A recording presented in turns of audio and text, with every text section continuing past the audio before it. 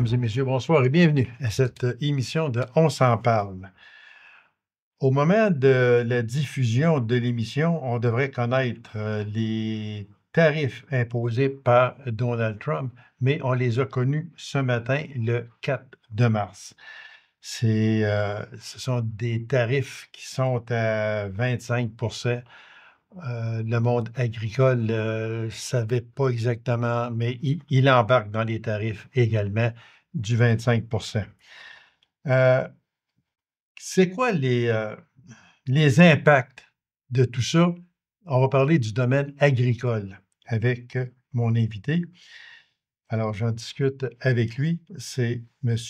Gabriel Rancourt, producteur laitier de poulerie en Abitibi-Ouest. M. Rancourt, bonsoir. Bonsoir. Il faut rappeler que, comme je le disais tantôt, cette émission est enregistrée le 4 mars dernier. Et c'est ce matin que les tarifs sont entrés en vigueur. Il y a un certain M. Trump là, qui est en train de virer le monde à l'envers, comme on dit, et on y échappe. Monsieur Rancourt, vous avez une ferme laitière, une belle grosse ferme laitière qui fonctionne très bien également. Mais est-ce que les tarifs, on va parler pour les produits laitiers, entre autres, mais pour l'agriculture, est-ce que les tarifs imposés ce matin par M. Trump, est-ce que ça vous inquiète? Je ne sais pas exactement ce que ça va avoir comme conséquence, mais pour savoir si ça nous inquiète au plus haut point. Ça, c'est évident. Quand on sait que le marché des États-Unis, c'est un marché qui est près de chez nous, que le bœuf, on n'a plus d'abattoir d'importance dans l'Est du Canada, fait que le bœuf, il se fait tout abattre aux États-Unis. Je ne sais pas ce que ça va avoir comme conséquence sur le prix de nos animaux. Mais puis dans le secteur laitier, dans le secteur des grains, dans le secteur du porc, il y a un paquet de secteurs il est trop tôt encore pour déterminer exactement les conséquences, mais c'est sûr que ça nous inquiète vivement tous les producteurs. Parce que dans le secteur agricole, si ma mémoire est fidèle, ils ont joué avec les chiffres. Ils en ont tellement dit de chiffres que des fois, là, on se perd un peu en disant « Oh, non, c'est pas 60 c'est pas là, c'est là. » Mais dans le domaine agricole, ce que vous exportez aux États-Unis, est-ce que je me trompe en disant que c'était autour de 50 à 60 peut-être? Est-ce que c'est une chose possible? Bien, ça dépend des productions. OK. Il y a des productions qu'on n'exporte pas du tout, comme le lait. Bon, exactement. Le lait, on exporte, c'est marginal, c'est à peu près rien. Mais il y a des productions qu'on exporte beaucoup, comme le canola, comme le bœuf, comme il y a un paquet de céréales qui est exporté. Fait que là, c'est quoi que ça va avoir comme conséquence? Puis on ne se revire pas comme à Saint-Dicenne, là, c'est bien beau dire on va se trouver des marchés ailleurs, là, mais les marchés ailleurs, là, c'est pas de même, là, toute la chaîne d'approvisionnement, puis tout, là. Parce qu'on est proche là, de notre voisin, là. On est proche. C'est sûr que c'est... Puis d'autant plus que c'est... De par le passé, ça a tout le temps été un allié solide, là. Les États-Unis, voilà, c'était un ami. Là, oh, oui. Là, on pouvait discuter, oui. On pouvait là, s'arranger assez facilement et amicalement. Aujourd'hui, là, il n'y a rien. Là. On ne sait plus. On ne peut plus se faire rien. Parce que si vous dites que vous n'aimez pas Trump, puis ça vient à ses oreilles, il va vous punir. Hein? Mais c'est inimaginable. On le voit, là, ce qui s'est passé récemment avec M. Zelensky. Là, et voilà, ça n'a pas de bon sens. On peut plus se faire rien. C'est ça. On peut plus. C'est complètement changé. C'est l'anarchie. On ne sait plus. On ne sait vraiment plus. Puis c'est inquiétant. C'est inquiétant. Ah oui, c'est sûr. Parce que là, on parle là, de produits que vous exportez aux États-Unis. Si on parle, pas ici, c'est 25 de plus maintenant à la frontière. Mais il faut que vous, Gabriel Rancourt, de Poulerie, il faut que vous en teniez compte de ça. Oui, puis il y a une chose qu'il faut tenir compte aussi, c'est que vu que les États-Unis nous imposent un tarif de 25 la réplique naturelle de n'importe quel individu, c'est de œil pour œil, dent pour dent. Puis ça se jase au Canada. Tu sais, on va faire des contre-tarifs, on va demander des tarifs, nous autres, tout. Ouais, mais là, ça ne nous aide pas beaucoup, ça, nous autres. Ben non, absolument. Parce que là, nous autres, on a besoin de produits des États-Unis. Si on paye un tarif là-dessus, on sait, là. Il parlait hier aux nouvelles, il disait que les autos, là, à cause du tarif imposé aux Américains, ils vont augmenter. Il parlait d'une strate, mettons, de 1 000 ou 2 000 Oui. Mais il disait que si nous autres, on ferait demander des tarifs à peu près l'équivalent, ça augmenterait le prix des voitures entre 2 000 et 6 000 pour le Canada. Fait que là, c'est bien beau, là, mais c'est pas, je suis pas sûr que c'est la solution. Mais c'est quoi la solution? J'aimerais qu'on revienne sur les produits agricoles que nous exportons aux États-Unis. Je pense que ce serait plus facile de dire ce que l'on n'exporte pas, parce qu'il y en a sûrement moins que ce qu'on exporte. Mais pour nous autres, au Canada et pour nous autres au Québec, c'est quoi les principaux produits que l'on envoie aux États-Unis? Bien, disons, ici, là, on va parler pour notre région, surtout, Oui, là, OK, pour oui. l'Abitibi-Témiscamingue. Là. Mhm. C'est sûr on sait que dans le lait, là, on a la gestion de l'offre, puis la gestion de l'offre, on est autosuffisant, puis on achète pas mal de produits des États-Unis dans la gestion de l'offre. On achète des États-Unis. C'est-à-dire que si vous prenez des fromages, bien, toutes les fois que vous voyez des concentrés de protéines, ça vient des États-Unis. OK. Si on a eu bien du trouble avec ça, on a eu bien du trouble parce qu'à un moment donné, on voulait restreindre ça, nous autres, c'est bien sûr, parce que ça affectait notre marché. Là, si tu vas acheter des protéines laitières aux États-Unis concentrées, puis tu emmènes ça ici au Canada, bien, tu fais plus de fromage avec la même quantité de lait du Canada, donc ça prend moins de lait. Donc, ça nous pénalisait. Fait qu'on a essayé dans le dernier accord qu'il y a eu, là, on a essayé de limiter ça. On l'a limité, mais on ne l'a pas éliminé. On a juste limité. Limité. Là, c'est clair que dans l'esprit de M. Trump, c'est de renégocier ça pour élargir l'accès. C'est bien sûr que c'est ça. Puis c'est ça qui nous inquiète le plus, les producteurs. Parce que là, on a dit, on a déjà concédé une partie de notre marché. Faut que ça arrête. On ne peut pas tout le temps concéder notre marché. À un moment donné, nous autres, on ne pourra plus y rester en affaires. Ben non, exactement. Bon. Mais ça nous inquiète beaucoup. Surtout que, présentement, on a l'impression que le Canada, il y a un genou à terre. Hein? On le sait, on fait un déficit énorme. Puis là, au Québec aussi, on est dans les déficits par-dessus la tête. Oui, exactement. Puis là, tout le monde crie pour avoir de l'argent. Tout le monde crie pour avoir de l'argent. Là. Puis là, déjà, les gouvernements, ils nous promettent de l'argent. Je ne sais pas si ils vont prendre tout ça, ce temps-là. Au fédéral, on est rendu à 62 milliards. Ouais. Au Québec, on est rendu à 11 milliards. Exactement. Je prenais ce matin le premier ministre Legault qui disait oui, on va aider, puis on va vous aider financièrement aussi. Mais comme vous le dites si bien, on va le prendre où, là? Ben oui, mais c'est ça. Parce que déjà, on attaque notre génération à nous autres.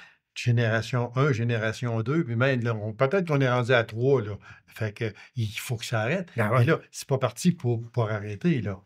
Ben c'est ça, c'est exactement ça. Puis, en plus, lors de ce qu'on a connu avec la pandémie, puis tout ça, on sort à peine de ça. Oh oui. Puis la pandémie, puis tout, on s'est endetté. Là. Le gouvernement fédéral, il faut dire qu'il a été généreux. Il a sorti des programmes là, qu'on s'est endetté joliment. Là. Mais dans le domaine agricole, il y a eu des programmes et tout, mais c'était surtout des prêts. C'était des prêts qu'on avait. Fait que des prêts, là. Ouais, c'était pas des dons. Fait que des prêts, là, c'est bien beau, là, quand t'as un pied dans la tombe, puis tout ça, ils te donnent un prêt, là. Tu te dis, ouais, ça aide, là, ça aide. Je tombe pas dans le trou de suite, là, mais mettons que je suis pas sûr, là, tu sais. Fait que là, vous comprenez que l'UPA, au niveau provincial, les autres disent, là, arrêtez de nous faire des prêts, là. On s'enlise, ça n'a plus de bon sens, là. Ça nous prendrait de l'argent, de la vraie argent, là. Puis là, le gouvernement, comme je vous dis, là, je ne sais pas ce qu'il va tout prendre ça, ce temps-là.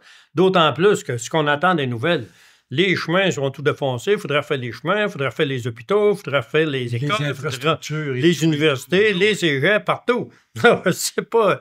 En tout cas, je suis pas économiste, puis je suis aussi bien de même. Je suis économiste, mais c'est pas dur à compter, là. Ouais, mais est-ce qu'on est rendu là? Peut-être qu'il y a des formules que je ne maîtrise pas qui font ça. Je ne sais pas. Je ne sais vraiment pas. Ça m'inquiète un peu. Le gouvernement est mieux de maîtriser ses formules parce que là... C'est sûr qu'à toutes les fois qu'on change de gouvernement, l'autre, il dit, tu vois, on va tout arranger ça, mais aussitôt qu'il arrive au pouvoir, il s'aperçoit que c'est pas si facile. Oui, exactement, c'est ça qu'il y a parce que... Et puis, on en a, je suis peut-être sarcastique un peu là, de dire ça, mais quand on change de gouvernement, peu importe, là, peu importe quel parti, là, je ne rentre pas là-dedans, Non, non, non, non. mais quand un gouvernement en remplace un autre, bien, les 2 premières années au pouvoir, c'est ce qui arrive, c'est toujours, ben, c'est les autres avant, c'est les autres avant. Ah, ben ça, c'est pas de notre faute, mais ça a été fait avec le parti au pouvoir avant nous. Fait on a pour 2 ans là, Ben ouais. à se jeter la balle, là. Ben Fait ouais, que, c'est clair. il faut faire attention aussi à ça. Monsieur Rancourt, euh, on va parler certainement parce que vous avez beaucoup de machinerie sur votre ferme et les coûts d'opération de la ferme vont certainement augmenter dû à ça, parce qu'il y a il y a sûrement des, quand vous réparez un tracteur, ça ne vient pas, les pièces ne viennent pas toutes du Canada, là. Ah, Il en vient des États-Unis, j'en suis certain. Fait que c'est donc dire que les coûts d'opération de la ferme vont augmenter. ben écoutez, justement, j'ai eu affaire, j'ai eu une bad luck l'été passé, puis un tracteur, il y a eu un incendie. Il y avait à peu près rien, mais l'assurance l'a scrappé parce que les pièces qui étaient affectées, ils n'étaient plus disponibles. Fait, ils ont scrappé le tracteur. Écoutez, le tracteur, je l'ai acheté il y a 16 ans. Allez me dire, ça fait un certain temps. J'ai payé 85 000 mon tracteur. Un tracteur de 100 forces avec un loader, 85 000 Fait que là, l'assurance, je dis, bon, ben là, comment il vaut ton tracteur? Ben, je l'ai payé 85 000. Il devait valoir 35-40 000, c'est bien sûr. Ah, il était bien d'accord avec ça. Mais quand il est arrivé pour en acheter un autre, là, c'était plus 85 000, puis c'était pas 185 000 non plus. C'était 250 000. Un tracteur là, de 100 Partir de forces, 85 000 à 250 250 000. 250 000 piastres pour un tracteur de 100 forces. Puis ça, c'est un tracteur, là, à cette heure, l'agriculture, c'est quasiment le minimum. C'est le minimum. Tu sais, Ça vous prend au moins ça prend ça. Ça prend ça. Tu sais, c'est pas mon plus gros, il y a 250 forces. Ça, 100 forces, c'est mon petit, ça, là. Tu sais. Fait que là, 250 000 piastres. Écoutez, là, ils nous disent d'un autre côté, tu dis, ah, ben là, je lisais justement récemment, il disait que là, la Banque du Canada n'aura pas le choix de baisser les taux d'intérêt. Fait que là, ça va nous donner un peu de lousse, peut-être, parce que là, c'est clair que si le taux d'intérêt, on sait qu'une ferme, dans l'industrie, ça prend environ 2 piastres, 3 piastres d'argent pour générer 1 dollar de revenu.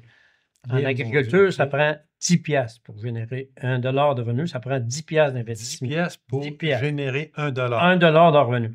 Fait que vous comprenez que dans le domaine agricole, les fermes sont surendettées. Là. Surtout les jeunes. Là. Écoutez, tu commences, tu as des dettes par-dessus la tête. Fait que là, ça n'a pas de bon sens. Là. Ça n'a vraiment pas de bon sens. Fait que si les taux d'intérêt ne sont pas trop dispendieux, ça donne une grosse chance parce que les gens ils ont vraiment des gros paiements, des grosses dettes. Mais comme on a connu récemment, là, les taux d'intérêt à 6-7 dans notre domaine agricole, on est parti de 3, monté à 7. Là. Oh, tabarouette que ça a fait mal. Là, ils ont rendu à 4-5. Là, ça a fait du bien. S'ils rebaissent encore un peu, ça va faire bien du bien. Je comprends. Oui. Mais quand vous regardez le prix des tracteurs que je vous disais tantôt, là, puis c'est pas un des tracteurs, là, c'est toutes les machineries, c'est rendu de même. Là. Une faucheuse, j'ai acheté une faucheuse en 2017. J'ai payé 40 000. J'ai vérifié l'autre fois 85 000. La même faucheuse. Ça fait pas longtemps, ça fait pas 20 ans, là. Ça fait 7 ans. Là. Fait que là, c'est tout ça, plus embarquer les tarifs que j'appelle, moi, tarifs punitifs des États-Unis. Comme on dit, vous n'êtes pas sorti du bois. Ben là, écoutez, on verra bien, mais tu sais, des tarifs punitifs, moi, je me souviens, M. Trump, quand il a parlé de tarifs les premières fois, là, il nous disait que la frontière était trop poreuse puis qu'il y avait un paquet d'immigrants qui arrivaient du Canada, ça n'avait pas de bon sens. Oui. Ça, c'était la première raison. Puis la deuxième raison, c'était le fentanyl là, qui rentrait au coton. Là, un matin, écoutez une nouvelle qu'il y avait moins de 1 du fentanyl qui consommait aux États-Unis qui venait du Canada. 1 c'est quand même pas exagéré. C'est d'après moi, c'est pas Disons que c'est bas. Disons que c'est bas. C'est plutôt bas. Puis l'immigration, ben moi, je ne sais pas comment ça marche aux frontières, mais moi, quand je rentre aux États-Unis, là, si j'arrive à la frontière, là, si je pars du Canada, je m'en vais aux États-Unis, là, je rencontre les douaniers américains. C'est eux autres. C'est eux autres qui disent « Hey, là, toi, t'as-tu de quoi déclarer? C'est toi, là. » Puis quand je pars des États-Unis puis je m'en vais au Canada, là, c'est les Canadiens là, que je rentre parce qu'ils ne restent pas rentrés n'importe quoi. Mais là, je comprends pas quand ils disent qu'on en reste trop rentrés. Ben, vous y revirez, qu'est-ce que c'est vous autres qui êtes à la frontière? C'est pas nous autres, là, si vous voulez ça. En tout cas, Crevin qui passe à côté de la frontière, à côté des douanes. Là, Il y a des choses qu'on ne comprend pas, Ben, c'est sûr et certain. c'est sûr. Puis, M. Trump, on va terminer là, avec lui, là, mais lui, il se fout des lois. Ben, c'est ça. Complètement. Il fait ce qu'il veut. Puis il est menteur, parce que là, il sort souvent, là, dans ses discours, là, il a dit telle chose, puis les vrais chiffres, c'est pas ça du tout. Fait que là, quand on est rendu une puissance, parce que les États-Unis sont une puissance, il faut le dire. C'est la puissance. C'est la puissance, puis on est dirigé par, excusez l'expression, mais par un clown, par un menteur. Parce que nous autres, on est collés sur eux autres. Fait que ça nous attaque, nous autres aussi. Fait que ça va se terminer comment? Ah, c'est ça qui est le plus inquiétant. On a eu la preuve récemment, là. La semaine passée, il parlait de M. Zelensky, puis il disait M. Zelensky, c'est un imposteur, c'est un dictateur. Un dictateur, il est là, puis il n'a pas affaire à être là, puis il aurait dû avoir des élections, puis on sait que la Constitution fait en sorte qu'en temps de guerre. Ils l'ont reporté, c'est ça, exactement. En temps de guerre. Oui. Puis là, on ne fait pas d'élection en temps de guerre. guerre. Pas plus tard que cette semaine, ils ont dit, vous avez dit que M. Zelensky, c'était un dictateur. J'ai dit ça, moi. Puis là, c'est enregistré, là. Il y a eu, ça fait voix bobine. Oui, c'est sûr. Ben oui. Fait que là, c'est n'importe quoi. Fait que là, qu'est-ce que vous voulez qu'on fasse? Il n'y a plus de fiat. C'est ça qui est le problème. On ne peut plus se fier. Exactement. Parce que là, le président des États-Unis nous a dit que, regarde, qu'on pouvait le faire ça. Le lendemain, il se lève, puis il n'a pas joué une bonne ronde de golf à Mar-a-Lago. Mais là, il est en Moses, puis non, j'ai pas dit ça, puis regarde, on tord ça de là. Mais comment qu'on peut diriger un pays, une puissance mondiale, avec une personne? Moi, je ne comprends pas. J'espère que... Et je ne suis pas le seul. J'espère que le peuple américain, en tout cas, il y a certainement des affaires qu'on ne comprend pas, parce qu'il a été élu de façon démocratique. Là. Oui. Ça veut dire qu'il y a une majorité d'Américains, puis il a été élu fort pour ça. Il a été élu dans toutes les chambres, partout. Il a été élu même à la majorité. Ça veut dire qu'il y avait plus d'Américains qui ont voté pour lui. Oui, c'est sûr. Mais en nombre absolu. Là. Oui, en nombre absolu. Ben oui, ben là. Mais refaites-la aujourd'hui, cette élection-là. C'est bon. Puis là, c'est pas fini non plus. Là. Non. Parce que là, tout ça, ça va faire mal aux Américains également. Tous ces tarifs-là là, qui imposent, là, ça va faire mal. Là. Il y en a qui vont perdre le job, comme on dit. Là. Ça va peut-être bien brasser dans les bambous, comme on dit. J'ai écouté un matin, justement, puis il disait... Ça a l'air c'est une tactique qui est employée ces deux bords. Là. Il disait que notre gang sont fait clairer. Là.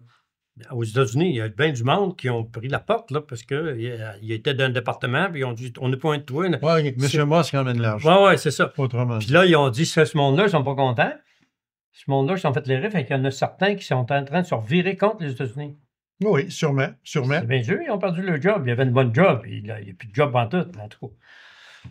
J'imagine que si M. Trump se représenterait, il ne voterait pas pour, j'imagine, mais ça, c'est embêtant. En tout cas, je pense qu'il y penserait deux fois. En tout cas. Parce qu'il y avait une anecdote ce matin que je lisais. Je vais la dire, peut-être qu'il y en a d'autres qui l'ont lu, mais c'est Trump qui s'en va en avion avec sa femme et avec sa fille. Et puis, Trump dit « Je vais acheter un billet de 100$ à terre. Fait que je vais faire un heureux. » Fait que sa femme lui répond, tu devrais acheter deux billets de 50, tu ferais 2 heureux. Fait que sa fille, elle lui dit, tu devrais acheter 5 billets de 20$, ça va faire 5 personnes heureuses. Le pilote, il dit d'abord, il dit, vous devriez sauter vous-même en bas de l'avion, ça ferait 100 millions de personnes heureuses. En a une mieux que ça, moi, si je peux me permettre. Oui. Il y avait M. Trump, il y avait M. Legault, puis il y avait le président français, puis il y avait un enfant dans l'avion. L'avion volait, d'un coup, il arrive un problème, l'avion est pour scratcher. Il y a 4 personnes à bord qui peuvent sauter en parachute, mais il y a 3 parachutes. Fait que là, M. Trump, tout de suite, il prend un parachute, il dit là, dis-moi, il dit, j'ai 250 millions d'Américains, 350 millions, il dit, je saute, il se fait sur moi, je prends un parachute, je saute. Là, le deuxième, excusez, c'était le pape. Le deuxième, c'était le pape. Il dit, moi, il y a 1 milliard de chrétiens, il dit, je prends un parachute, je saute. Fait qu'il restait un parachute, puis il restait M. Legault, puis l'enfant. Fait que M. Legault, il dit à l'enfant, il dit, regarde, tu as la vie devant toi, prends le parachute, puis saute. Il dit, moi, me sacrifier. le petit gars dit non, il en reste 2 parachutes. Il reste 2 parachutes. Il dit non, non, mais c'est à cause que le clown avec les cheveux blancs, là, il a pris mon sac à dos. OK. Monsieur Rancourt, en tout cas, moi, je vous souhaite toute la chance voulue, puis à tous les producteurs agricoles, parce que ça va être des années qui vont être difficiles, ça, on le sait, à moins que M. Trump ferait un cadeau à l'univers puis qu'il dirait OK, les tarifs, là, on va arrêter ça, mais peut-être qu'on va avoir bien des cheveux blancs. Juste une affaire à rajouter bien importante, c'est que vous savez qu'il se fait des achats locaux. C'est important, ça, les achats locaux. Oui, ça c'est très important. C'est très important. Puis là, j'ai écouté un matin, là, ceux qui veulent faire des achats locaux, des paniers, là, ça va commencer. Là. Ça veut dire que si vous voulez les informer, là, ça va commencer. Je pense aujourd'hui même, là, vous pouvez signer pour avoir des... Puis ça, vous comprenez que pour les producteurs qui fabriquent ça, c'est un gros plus pour eux autres, parce que là, il y a un paquet d'intermédiaires qui ne sont pas là. Hein. Ils prennent des choses, ils préparent des paniers, puis là, l'argent va à eux autres. Là. Il n'est pas distribué à un paquet de monde, puis lui, il y a une poignée de champ à la fin. Là. Fait que c'est bien aidant. Puis ça, c'est une affaire qui peut aider gros les producteurs agricoles. Fait que n'oubliez pas les achats locaux, là, c'est pas important, c'est primordial. C'est primordial. Ça ne sauvera pas le monde, mais, mais ça va aider, par exemple. Ça va nous aider. C'est ça. Monsieur Rancourt, il reste quelques minutes. J'aimerais ça très vitement que l'on parle de la relève. Oui. OK, on va rester chez nous en Abitibi-Témiscamingue. La relève, au moment où l'on se parle chez nous en Abitibi-Témiscamingue, est-ce qu'elle est existante?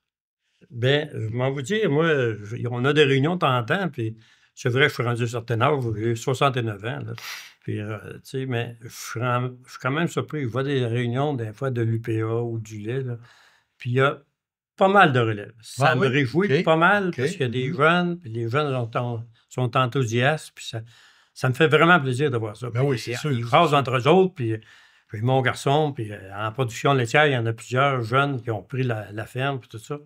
Puis ça me surprend qu'il y ait de l'engouement de même, mais ça me réjouit dans mes... Ben oui, c'est ça me réjouit parce que...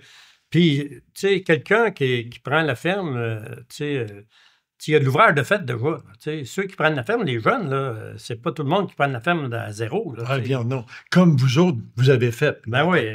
Assez souvent, c'était... On l'apprend, puis on est à zéro. Comme votre fils, je crois, qui a pris la relève chez vous, mais... Il y a un bout de fait. Ben, il y a un bon bout de fait, là, c'est sûr. Il n'arrive pas avec les mains vides. Là. Dans la majorité des cas que je parle, là, c'est ça. Il y en a quelques-uns vraiment des travaillants que je connais, puis qui vont réussir. J'en connais, là, que j'en ai en tête 2, 3, là, qu'ils sont courageux, puis ils ont été chercher du capital, puis ils savent compter, les jeunes, puis ça me fait vraiment plaisir, ça. Ben oui, mais vous savez, le nombre de fermes, là, moi, quand j'ai commencé j'ai été président pendant 31 ans, puis on avait 420 fermes en Abitibi-Témiscamingue. Là, on est rendu moins de 90. Mais mon Dieu! Fait que là, la relève a manqué. Là. Ah là, c'est clair. Mais écoutez, là, on est dans une région que la compétition des mines est terrible. Ben oui, c'est sûr. Puis on comprend. Oui, c'est sûr, parce que si on prend juste dans le domaine, dans les garages, t'es mécanicien dans un garage ici, dans la région, tu vas gagner X salaire, mais c'est parce que tu vas aller faire le même travail dans une mine, puis tu vas voir le double et plus. Ben oui, c'est sûr. C'est bien normal. Ben oui. Puis même, souvent, je trouve ça un petit peu bizarre qu'ils disent des choses de même. Tu sais, ils disent que on a de la misère à garder nos jeunes dans les écoles. Surtout les garçons. Ils finissent pas le secondaire. Mais écoutez, là, quand tu peux finir ton secondaire 3-4, tu vas faire un petit cours de 4-5 mois, puis tu rentres d'une mine, puis tu gagnes au-dessus de 100 puis 150 par année. Oui. Pensez-vous que le gars va aller faire un notaire, puis une affaire de même, puis il va gagner de la moitié moins? Voyons donc. Ça prend pas un gros calcul. Non, exactement. Puis chez vous, la relève, elle est là, parce que j'ai fait une émission avec votre fils, justement. Ouais. Puis on voit la passion dans ses yeux, là. Puis c'est la même passion qu'on retrouve chez vous également, là, tu sais. C'est un passionné. Puis, comme vous dites si bien, c'en est un qui va réussir, ça. J'en suis persuadé. Puis il y a un garçon. Aussi, oui, oui, Ouais, exactement, un petit oui. garçon de 5 ans. Un petit garçon de 5 ans qui peut prendre la relève aussi Ouais. de son père. Il se tient sa ferme à nous autres tout le temps, puis il adore ça, tu sais, c'est normal. Puis j'ai des neveux, là, qui sont en agriculture, puis ils sont chez nous, puis leurs parents, il y a des animaux et tout dans le coin de Saint-Félix, puis eux autres, c'est clair que le destiné est déjà tracé, là. C'est sur la ferme. C'est bien sûr, Exactement. hein. Puis c'est correct et tout. Ben oui, c'est sûr. Ça en prend un peu, là. On dit, M. Rancourt, que le prix des terres est moins élevé que dans le centre de la province. Alors, c'est un facteur attrayant parce que les terres seraient moins. Si on achète une terre, elle serait moins chère que si on va dans le centre du Québec. C'est une chose possible. Ah, c'est tout à fait, tout à fait. Écoutez, c'est sûr que ça, c'est un des gros problèmes dans le Sud, là. Les terres sont énormément chères. Une terre, là, moi, j'ai un de mes chums à Montérégie, là, qui s'est acheté une terre récemment, une terre d'à peu près 90 acres, là, puis il a payé 1,2 million pour la terre seulement. Là. Pas de bâtiment, rien. 1,2 million. La même terre ici, tu sais, un coup de 100 000, là, c'est... Ah oui, tant que ça. Tant de différence que ça. Hey, un gars qui a une terre ici, qui vient au bout de vendre ça 100 000 $, là... Ici, là, c'était un peu bizarre. Ben, je discutais avec mes chums, là, puis moi, j'ai fait drainer des terres.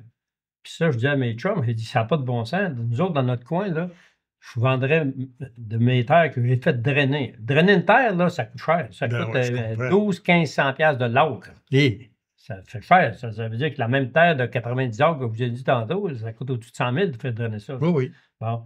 Mais j'aurais de la misère à la vendre pour le prix du drainage. J'aurais de la misère à la vendre pour le prix que ça m'a coûté pour le drainer.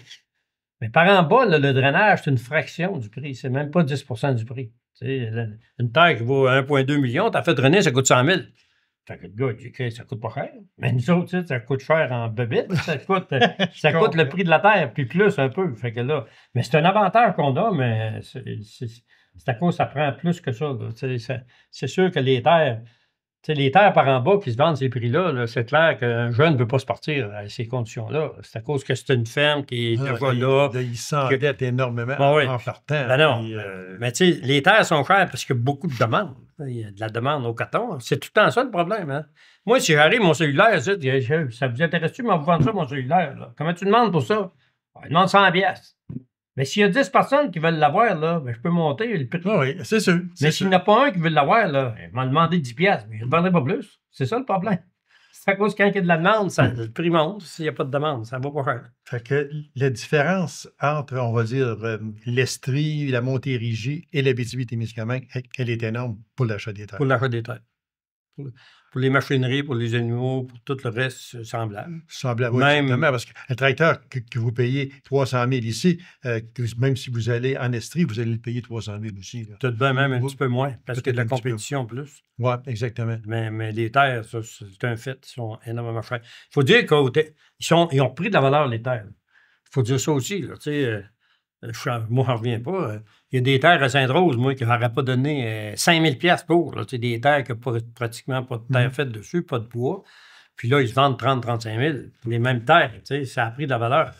Les terres agricoles et tout, au Témiscamingue, ça a pris de la valeur gros et tout. Là. Monsieur Rancourt, merci beaucoup. C'est toujours un plaisir de vous recevoir. Puis on espère que M. Trump et compagnie ne vous feront pas trop mal. Non, on va le souhaiter. Merci beaucoup, M. Rancourt. Ça me fait plaisir. Alors, mesdames et messieurs, merci d'avoir été là. On se donne rendez-vous à une prochaine émission de On s'en parle. Au revoir et bonne semaine.